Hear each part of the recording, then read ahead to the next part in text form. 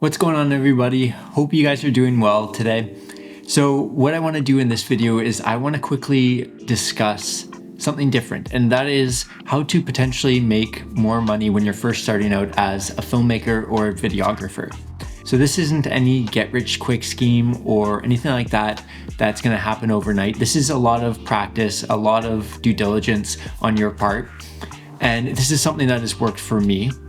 So to start things off, I will say that you do have to have a portfolio built up that you can show to these prospective clients. And this could be spec ads or passion projects or even previous client work. It really depends on where you're at. But basically you need this to show to your clients that you have the ability that is required to undertake this project for them. So then what you want to do is you want to set up a meeting, a discovery meeting with them, whether it be on the phone or in person. But basically you want to be able to ask them a bunch of open-ended questions to get them talking about their business so you can better understand where they're at, what their challenges are that they're facing, and how you potentially can help them come to a solution for these challenges with your services.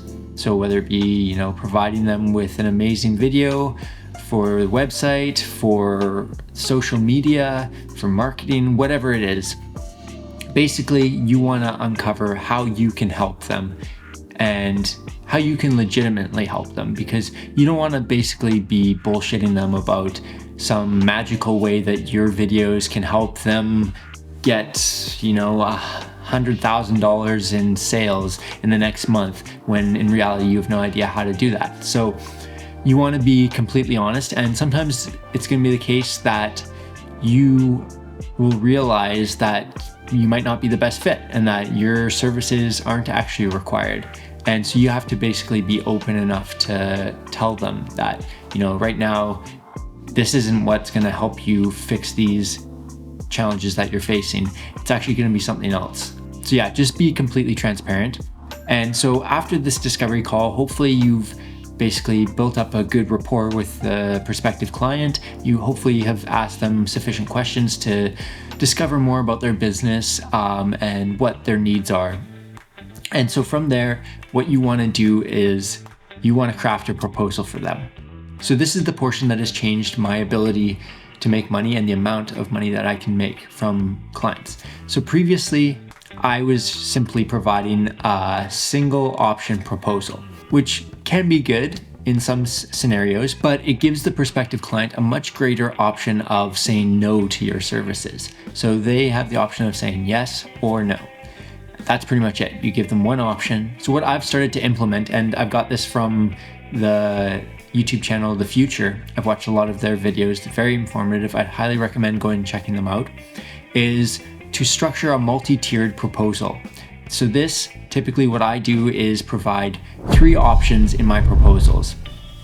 And with these 3 options, you're providing different levels of value for the client. So how I lay out the proposal is I like to lay it out with the highest priced option on the left-hand side. So basically this is the option that the client will see first. And the reason for that is you want to anchor the price high. You want to basically make all the other options seem like they're significantly more affordable. So this highest priced option, this is the option that is priced if, let's say, money is no longer an issue for the client, if they basically are more focused on the solutions that you provide, the value that you're bringing to the table. With the highest priced option, you want to structure it in a way that it is the ideal amount of money you would be paid by a client, where money is not an issue, where basically they are more concerned about the value and the services that you are providing and how you are going to fix a problem within the company. So you want to set the tone with this option. And basically what that will do is it'll make the other options seem far more affordable for clients. So then what you want to do is you want to structure the most affordable option and the cheapest option. So with the cheapest option, you still want to be providing quality services for the client, but obviously it's not going to have the same amount of value that the highest priced option is going to provide. So with this option, it's more tailored towards consumers that are price oriented. So these are the price buyers. So they're more focused on the price that they're having to pay rather than the services that you are providing. And so with this option, what I like to kind of do is structure it in a way that it kind of provides almost an hourly basis. So I allot them a certain number of hours for shooting, a certain number of hours for editing, and then what I do is I give them the option to purchase additional time blocks. So I don't give them the guarantee that they're going to have that final product from those allotted hours in that option. Basically, with this one, I say you get this amount of hours shooting, you get this amount of hours of editing, and then if we need more time, if you're not happy with the final product because we ran out of time for editing, you're gonna have to purchase additional hours. So typically, unless they're very price oriented, clients won't choose this option. And with this lowest option, you should still price it at a price you're comfortable working for. You don't want to feel any sort of regret if the client chooses this lowest priced option. You want to still price it at a value that you feel comfortable working for. But that being said, having this low priced option and this high priced option to anchor things, it makes the middle option far more enticing for the client. And it's a bit of psychology here, and you see it a lot in especially subscription-based purchases where they'll give you multiple options. They'll give you a base option, a premium option, and then a middle option. And typically what they'll say is that the middle option, this is our most popular option. And it's for a good reason. Most people gravitate towards the middle option because this middle option, it'll be structured in a way that it's still affordable. It's obviously priced higher than the lowest option, but it's quite a bit less than that highest priced option, but it provides you the most value for money. So you're providing services for the client in this option that they wouldn't be getting necessarily in the lowest priced option. And you give them almost a taste of what they could be having in the highest priced option. So it's that happy middle ground where everyone's kind of getting what they want and what they asked for. So you're happy with the amount you're being paid, the client's happy with the value of services that you're providing them. And that's why most clients tend to actually gravitate and choose that middle option. Occasionally you will have people choosing the lowest priced option and the highest priced option, but more commonly than not, they'll be gravitating towards that middle option. And so what I've found beneficial about having these multi-tiered proposals is that it provides the client with multiple options at varying price points, which gives them less incentive to actually go shop around and look at what other people have to offer, because you're giving them a pretty decent array of prices to choose from.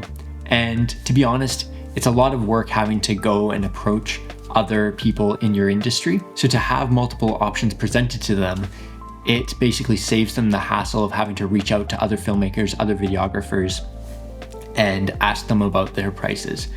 So it gives them a lot more to think about, a lot more to choose from. And so it's no longer simply yes or no to a singular option in a proposal. All right, so that's all for this video. I wanted to keep this pretty concise. Hopefully you enjoyed it. Hopefully you learned something from this.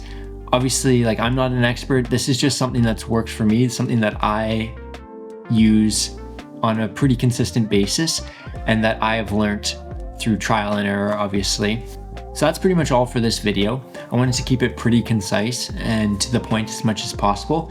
Hopefully you learned something. Obviously, this doesn't work for everyone, but this is something that I have employed in my time as a filmmaker, and it has been beneficial. It's been very good for having a further conversation with clients and showing them potential services that you can provide them that they maybe didn't think of prior to your meeting and the presenting of your proposal.